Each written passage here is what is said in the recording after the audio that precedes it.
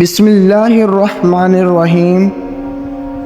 السلام علیکم ورحمۃ اللہ وبرکاتہ۔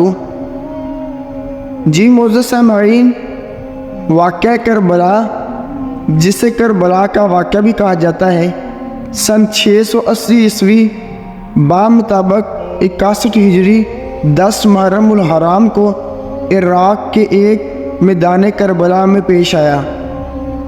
یہ ایک طرح کی جنگ تھی جو حضرت امام حسین رضی اللہ تعالیٰ عنہ اور ان کے 72 ساتھیوں کی اموی خلیفہ یزید پلید کی فوج کے درمیان ہوئی تھی۔ یہ جنگ اسلام کی تاریخ میں ایک اہم واقعہ ہے۔ اس میں حضرت امام حسین رضی اللہ تعالیٰ عنہ اور ان کے 72 ساتھیوں کو یزید پلید کے ظلم و ستم کا شکار ہونا پڑا۔ حضرت امام حسین رضی اللہ تعالیٰ عنہ پیغمبر اسلام نبی کریم صلی اللہ علیہ وآلہ وسلم کے نواسے اور حضرت علی رضی اللہ تعالیٰ عنہ کے فرزند تھے۔ وہ ایک عادل اور مہربان انسان تھے، جبکہ یزید پلید ایک ظالم اور ستمگر حکمران تھا۔ یزید پلید اموی خاندان کا ایک فرد تھا۔ اس نے اپنے والد حضرت امیر معاویہ بن ابو سفیان رضی اللہ تعالیٰ عنہ کے بعد زبردستی حکمران بن گیا۔ اس کے ظالم اور فاسق ہونے کی وجہ سے حضرت امام حسین رضی اللہ تعالیٰ عنہ نے اس کی حمایت کا انکار کر دیا۔ کربلا کا مقام، جس پر اس نے اپنی حکومت کے دوام کے لالچ میں سازش کر کے حضرت امام حسین رضی اللہ تعالیٰ عنہ اور ان کے ساتھیوں کو ظلم و ستم کا نشانہ بنایا، جو کہ کوفہ کی طرف جا رہے تھے اور کربلا کے مقام پر تھے۔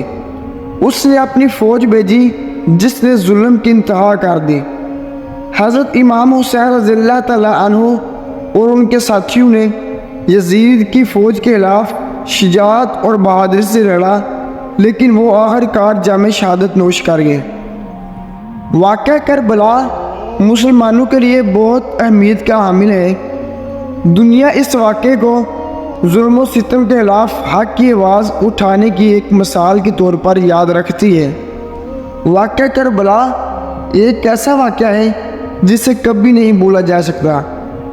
یہ ایک یاد دہانی ہے کہ ظلم و ستم کے خلاف ہمیشہ آواز اٹھانا چاہیے، حق کی آواز کو ہمیشہ بلند کرنا چاہیے، اس کے لیے جان کی قربانی کیوں نہ دینی پڑے۔